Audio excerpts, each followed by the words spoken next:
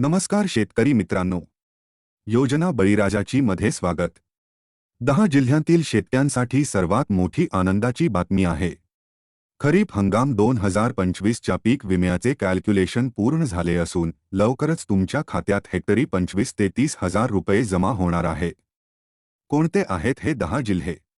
लक्ष देऊन ऐका. अहिल्यानगर, सोलापूर, धाराशिव, छत्रपती संभाजीनगर, जालना, बीड, लातूर, परभणी, नांदेड आणि हिंगोली या जिल्ह्यांतील महसूल मंडळांमध्ये सोयाबीन, मका आणि बाजरी या पिकांसाठी सर्वात जास्त पीक विमा मंजूर झाला आहे.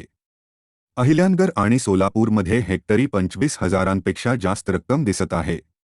महत्त्वाचं म्हणजे सध्या सोयाबीन, मूग, उडीद आणि मका या पिकांचे पैसे जमा होत आहेत. कापूस आणि तुरीचे पैसे अहवाल उशिरा आल्यामुळे काही दिवसांनंतर मिळतील. शेतकरी मित्रांनो, जर तुम्हाला तुमच्या अर्जावर रक्कम दिसत असेल तर येत्या 5 ते 6 दिवसांत ही रक्कम तुमच्या आधार लिंक बँक खात्यात जमा होईल. राज्य सरकारने आपला हिस्सा आधीच विमा कंपन्यांना दिला आहे. अशाच ताज्या अपडेट्ससाठी आताच आपल्या योजना बळीराजाची चॅनेलला सबस्क्राईब करा आणि हा व्हिडिओ इतर शेतकरी बांधवांना शेअर करा. धन्यवाद.